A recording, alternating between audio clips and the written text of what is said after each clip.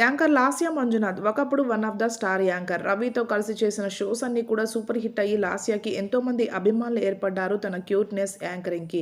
రవి లాస్య అనే పేరుతో బోర్ వచ్చేసిన లాస్యకి రవి నుంచి పక్కకు రావడంతో షోస్ కూడా ఆగిపోయాయి. అదే టైంలో ప్రేమ పెళ్లి చేసుకొని కొన్నాళ్ల పాటు ఇండస్ట్రీకే దూరమైంది. మళ్ళీ తన పెద్ద కొడుకు పుట్టిన తర్వాత సెకండ్ ఇన్నింగ్స్‌ని బిగ్ బాస్ ద్వారా మొదలుపెట్టి ఇక అక్కడి నుంచి కూడా సెకండ్ ప్రెగ్నెన్సీలో కూడా కెరియర్‌కి ఏమాత్రం బ్రేక్ ఇవ్వకుండా వరుసగా షోస్‌లో కనిపిస్తుంది.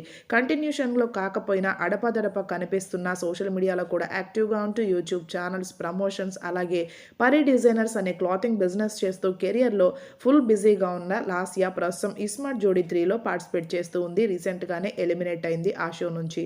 కొద్ది రోజుల క్రితం ఇస్మార్ట్ జోడీ 3లో వెడ్డింగ్ టీమ్‌ని ఏర్పాటు చేయగా అందులో లాస్య వేసుకున్న నగలకి సంబంధించిన కొన్ని ఫోటోస్‌ని లాస్య ఇన్‌స్టాగ్రామ్ పేజ్‌లో షేర్ చేసుకోగా మమ్మల్ని లాస్య మోసం చేసింది అంటూ ఓ ఇన్‌స్టాగ్రామ్ పేజ్ వాళ్ళు తనకి కామెంట్ చేశారు.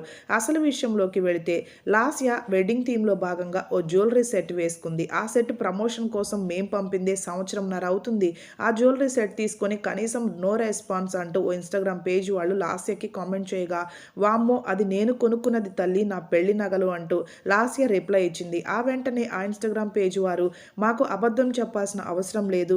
కావాలంటే చాట్ చెక్ చేసుకోండి. ఆ చోకర్ కూడా నేనే పంపాను. ఓ ఆర్టిస్ట్‌తో తల్లి అంటూ వారు కూడా ఘాటుగా రిప్లై ఇచ్చారు. ఇందులో మరి నిజమెంతుందో తెలియదు. కొంతమంది లాస్య అక్క అలా చేయదు అంటే మరికొంతమంది ఏవి కొనుక్కున్నారో ఏవి ప్రమోషనో కూడా ఈ ఆర్టిస్టులకి అసలు గుర్తుండదేమో అంటూ కామెంట్ చేస్తున్నారు.